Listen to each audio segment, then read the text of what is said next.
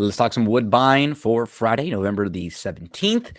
Like always, we'll be diving into the daily racing form past performances. Thanks so much for joining us here. Hopefully, we can lead you in the right direction in a couple spots on Friday. I'm going to dive into the early pick five. It has a $50,000 guaranteed pick five pool. It starts in race number 2. And we will look at these races and the DRF past performances. You can actually get free all access past performances right now when you sign up for DRF bets. Use the promo code STAKES and deposit $200. They'll give you an immediate $200 deposit match bonus. Boom, your $200 becomes $400. They'll stack you up with 10 formulator cards. So we'll be looking at the card for Woodbine for Friday. They'll give you 10 of these that you can use for any tracks that you want. Following that, every time you bet $50, you'll get credit that you can use for the past performances for another card. So the all access ones that I'll be looking at right here are nice because you can go back and forth from classic past performances, which are just like the paper version that you'd get of the daily racing form.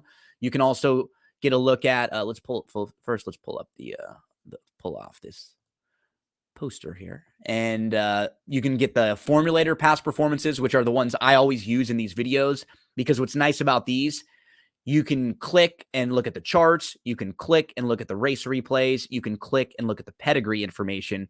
You can click and look at the trainer stats, and that's just a small sample size on top of all this statistical database, race chart stuff. And then you can get the Timeform US past performances. You can get their race flow. You can get the pace projector. So these are very, very informative, and you get a lot here with these different style past performances. Let's get into race number 2 in the early pick 5. I'm going to start with the 5 in here. Look how pretty. This one's going to drop down now to the maiden $15,000 level.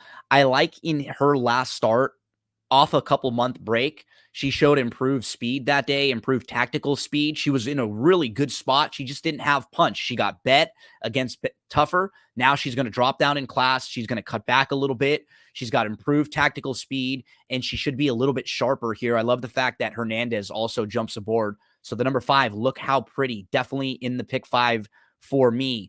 I'll mention the 8. Who's the horse to beat? Mo Tough. This would be my top tier horse, taking a big drop down in class, coming back to Woodbine from Gulfstream Park on October the 28th, moved into contention, finished 3rd that day after a slow start. I think with just a better beginning, Mo Tough could be very tough in here. So 5 and 8 on the top tier. Others that'll be in the mix for me. Lady Eva. Could be versions of this race where she just gets loose in here from the outside. Maybe a horse like the 2, Lady Gabriella, could be pushing, even the 3, Moet Monet. But from the outside, if they want to get real aggressive or if they can sit off, I think Lady Eva really fits. The 10 is 9-2 on the morning line. The 4 would be another one to include. A logical horse who was a runner-up last time out when dropping to this level. Making that move that a couple of these horses are making, gonna win, show that massive improvement. So 5-8. Then 10-4 if you wanted to go a little bit deeper for me in race number 2. The 3rd race, I'll start with the 1, 4K Force. This is just a horse who's in really nice form right now. 3 consecutive good efforts, all of them showing nice tactical speed from the inside, and now we'll be able to do that from the inside. And all 3 of the last races has been drawn inside in posts 1, 2, and 3, and has been forward, has been close up. Can sit off the pace a little like she showed, or like he showed last time out when he was, 4th, just 2 or 3 lengths off. He did get pushed back a little bit, and then he came on late. So has some speed, can win on the front end, can also sit and pass horses. I like that for a horse who's going to be saving ground and offering us some nice value. He'll need to improve, though. I think the horse to beat is the 5, Bringer of Rain. Extremely consistent, 3 times in a row where he does just come running. And I feel like he's the horse they'll have to hold off in here. The 7, Nona's Little Boy, also a major player, right? The 2-1 favorite. I actually did prefer Bringer of Rain, though, of the 2 of them. Like, Nona's Little Boy would not shock me at all, but I may try to get out of this race with 1, 5, 7 would be the other obvious contender. But a lot of times it's about ticket structure. How do you want to structure your ticket? And it's not always the best to use a bunch of short prices that you're not in love with. So 1 and 5 all over for me. I do mention the 7 for some of you who may want to play it a little different. Let's go to the fourth race. I thought this was a challenging race in a good way because you have a lot of evenly matched horses. I really do think it'll come down to the trip in this race. I'm just not sure how many horses are true closers, truly want to take back and can pass horses. And because of that, and the way I think this race shapes up with a lot of let's start inside out. First spring, right? Like, I'm not exactly even sure what this horse's running style is. He hasn't had a very good couple of years and has not been in great form. Executive chairman will want to be close up and will want to be forwardly placed, as will the 3 Tourist Dream. You'll also have Swath wanting to be close up and pressing it. I do think Swath is a major player, though. I had him pick second with the blinkers coming into a new barn. So he will be in the mix for me. The 5, I think, wants to be forwardly placed and or pressing. I think you could probably say the same about the 6 and the 7, Orphan Halley. I feel like the 8 is one of the closers in here. He's been a little closer in his last few, but now with the blinkers coming off, it almost feels like they're trying to get him to take back a little more. And if he can sit a trip like he did on August the 18th, when he came from way out of it, he was 6th of 7 that day, that would win this race. No doubt about it. Will they be able to take back and make that trip? Like, his last 2 victories have been really nice off the pace. His only 2 victories have been really nice off the pace rallies. So can they find those tactics again in here? The 4 Swath I mentioned. The 6 is Lucy's Child. Very honest. Lucy's Child had a good start last time out. Then a group of 7 all wanted the lead. He was 4th, and he got pushed back to 9th and then just badly steady. He lost a ton of ground in all momentum. I got to use him off of that bad trip and off of his prior races before that. So my top tier would be 8, 4, and 6. You want to go a little deeper in what's a challenging race. The 9, I have no problems with. He may be one of the quicker in here. His last 2 races have been pretty good, and I think he fits at this level. See, the key is you can just see when he's dropped down to this level, he's shown some improvement.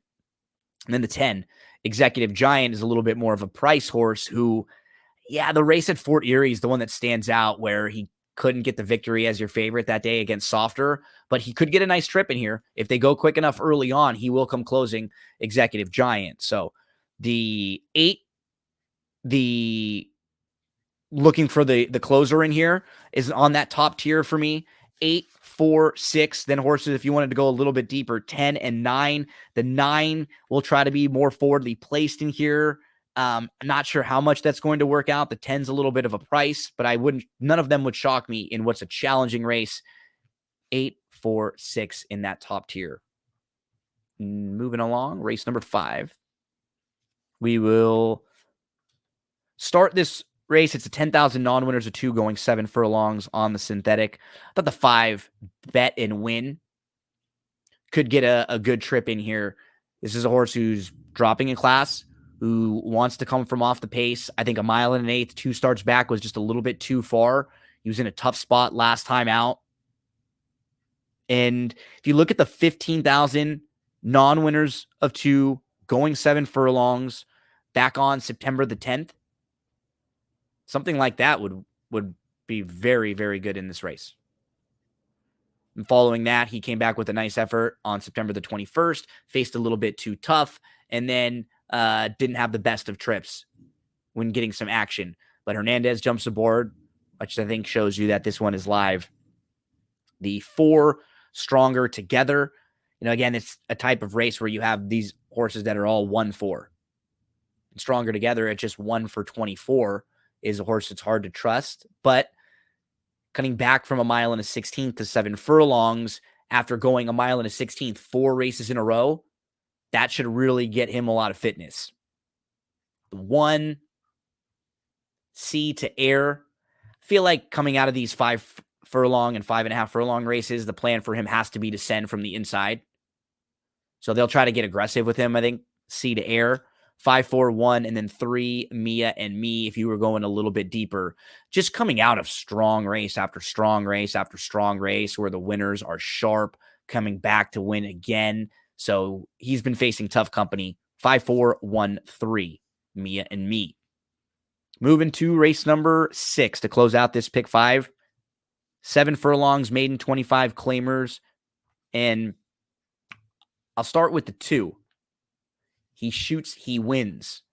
That 5.5 furlong debut race was not bad. The horse had a slow start, kind of moved into contention. It's got a little bit tired after that slow start.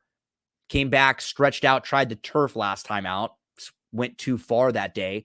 Both races, the horses that he lost to have come back and win their next start against winners.